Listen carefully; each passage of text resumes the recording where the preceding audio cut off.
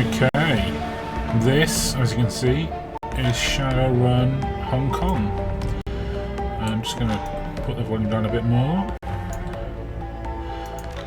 This got released on Steam today and other platforms. It's the third game in the Shadowrun series from Harebrained Schemes. And it's that new game. There we go.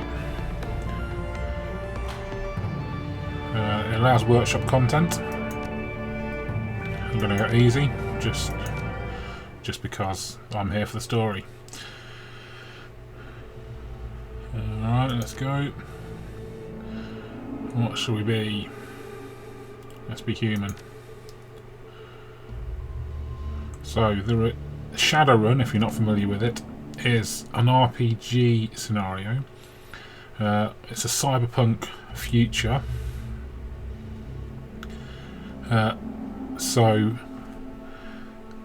You know, that sort of, it's dark, it's run by corporations, stuff like that. But in this cyberpunk future, there's been some sort of rift, I don't know, that means that all these fantasy races have appeared in the world, as well as you know, magic. So we have both there we go, cyberware, you have all that stuff, have regular fighting, and then we have all this decking stuff, biotech, then we also have spell casting and conjuring and all this sort of thing. So the main traits here, as we go through, as you see in the game, having them at a particular level will give you options in dialogue and stuff that you wouldn't normally have. So I can unlock cyber affinity. Interesting. Right, I'm just going to bump up some body, so I'm going to spend 5 to bump up my body.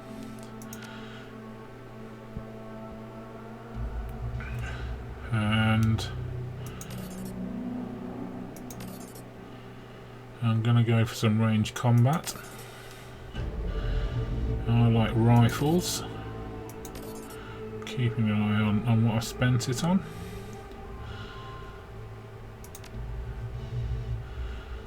And I'll have a bit of melee weapon action. Oh no, I can't do that. Alright, so I have to up close combat to give me melee weapon. Right, that's fine. I'm going to go for a bit of intelligence. And let's do that and that.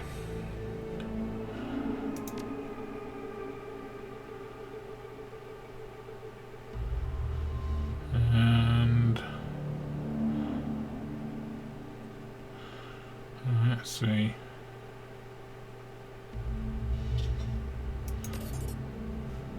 Confirm. We'll choose an etiquette. I'm going to be a corporate shadowrunner. Oh no, I can only be one. Alright, I played an elf earlier and they can have 2. So let's just go for corporate. Go for it. Name your character.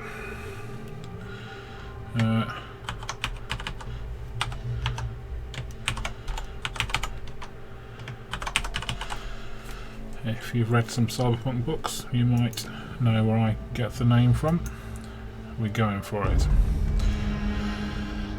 So, the core of this game is it's an RPG, it's a story, but it also has the turn-based combat stuff in a similar style to a game like XCOM. One new message. Hi. It's Raymond. I hope I have the right number.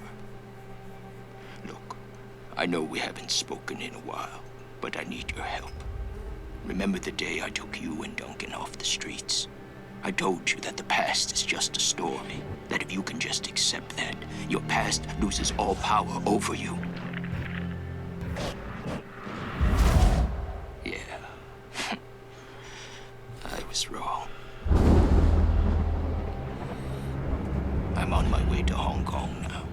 to finish something I should have faced a long time ago. And I need you with me. So clearly this I is know the we're background not story. blood, and I'm we going to didn't talk leave over him things for a in a bit. good place. But you and Duncan are the only real family I have. So like I was saying, although the combat is sort of Our like past means XCOM, anything to you. it's probably not Right away. quite as developed as combat in XCOM is, but there's a lot more emphasis on the story, and the story happens in the same sort of 3D context as all the combat does. Out of time. So, you know, not like in XCOM, most of the story happens in cutscenes rather than anything you interact with. You'll see what it's like in a minute when we actually get some dialogue. So my plan is to play the game until we get to the first bit of combat and just to go through that, see how it goes. I did play 15 minutes or so earlier on just to check it all worked. I chose a different character altogether. I didn't actually get to any combat in that, but I spent some time picking my character like I've done now, so I'm hoping I can play less than 10 minutes here and get some actual combat. In the meantime, we'll see some of the story bits. I'm going to speed through them fairly quickly, so pause the video if you want to read all the detail.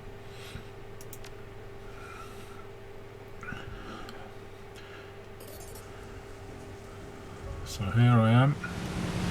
I've received some money. I've stepped from the water taxi and I've met these two people. There's some background information. It's a suitably dank and dark cyberpunk scene. Duncan. Let's tough it out. So here we go. Basically, over the dialogue, you have these choices. You saw that one there. I had that option because I had strength of 3.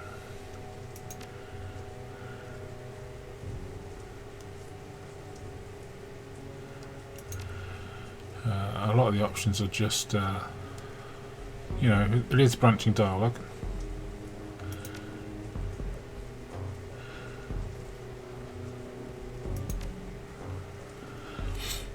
Although I suspect a lot of the choices don't make too much difference, but then some of them will do.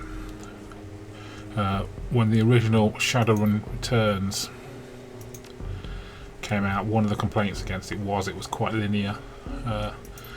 Shadowrun Dragonfall, which was the second game in the series, originally a DLC for Shadowrun Returns,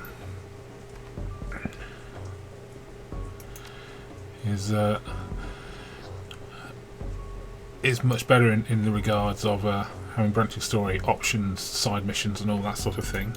I think basically the first game that was kickstarted, crowdfunded as well, and I think a lot of that was them just getting the engine built, getting their heads around it all. So the second game was really more indicative of the best they can do. And then they had another crowdfunding campaign for this, Shadowrun Hong Kong. And alright, we're heading to the meeting location. I need to scroll because I'm in the window. Yes, so they had another crowdfunding campaign which they've used to improve the engine, and also, let's open the lock gate. The little orange things are stuff you can interact with. Well, orange means a story point.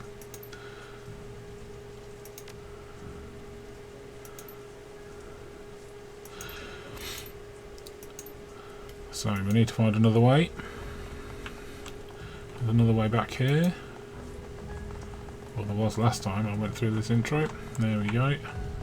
Here's the other way.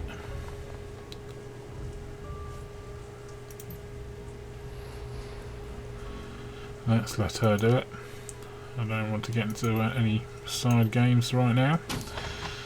Now it could be, although obviously you can't in that situation, because you can always have the police officer open it for you. Oh, and there we go. Shouting in Cantonese. More Cantonese, too quick to catch. Alright, so there's 3 of them.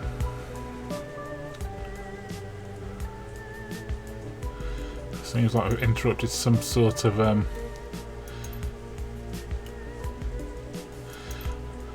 drug deal.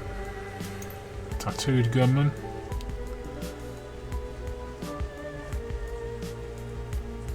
Try out your Cantonese, let's go for it.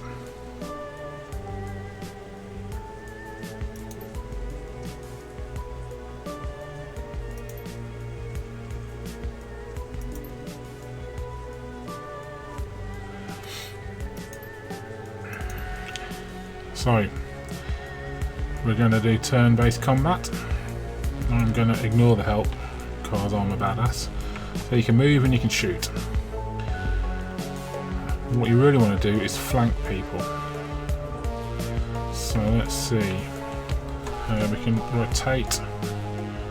No, we can't rotate. So he's in the open. Medium cover. Line of sight blocked. So that gives me some cover there. So I'm going to go there. I'm going to shoot at this bloke because he was in the open. So I think we can probably take him. So we'll worry about the other guys. Oh.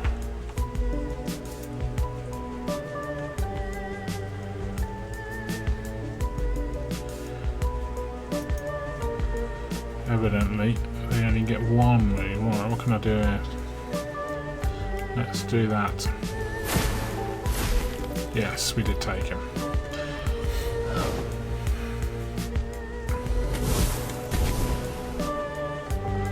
Does he have a cover helped? No, he's doing melee. He missed.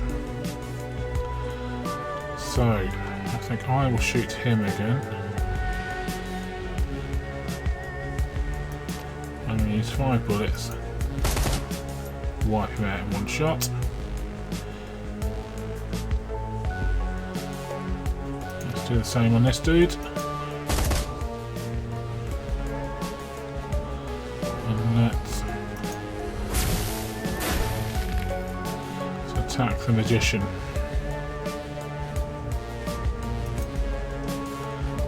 Move instant and cover. Right, let's see what she does. She missed. She's going after her, eh? So what I'm going to do, see there's 2 moves, did I miss that on the first turn? What I'm going to do is get up there and shoot at this mage. Didn't get up.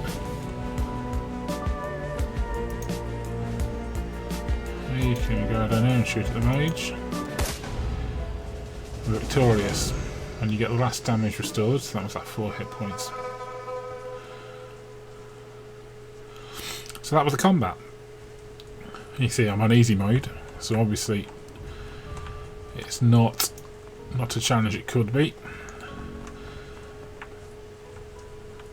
Now we've got to figure out where the compass points to the goal. Oh, we've got some optional stuff down here, look.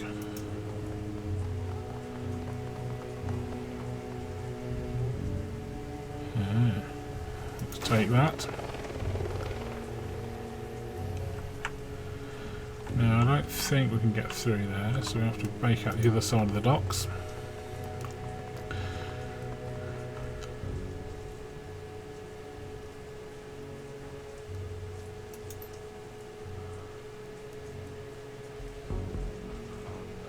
So we have our choices. Edge with monofilament. Let's cut ourselves a way through. Okay then.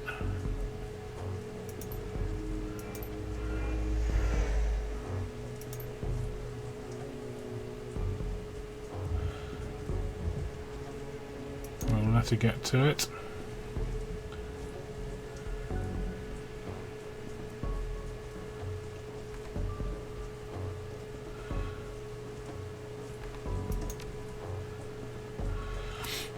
we go.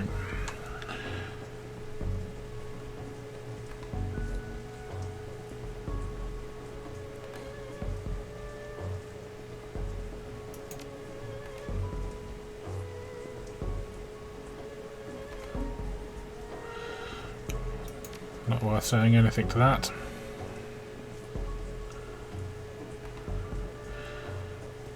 Let's remain silent.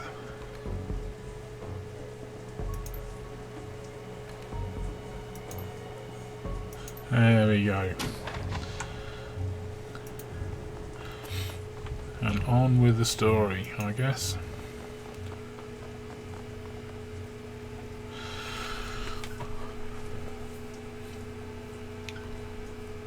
So there we go. We're in well, it looks like some button town. I guess there's some more combat coming up, but I've probably rabbited on quite enough. I've really enjoyed the first two games in this series, which is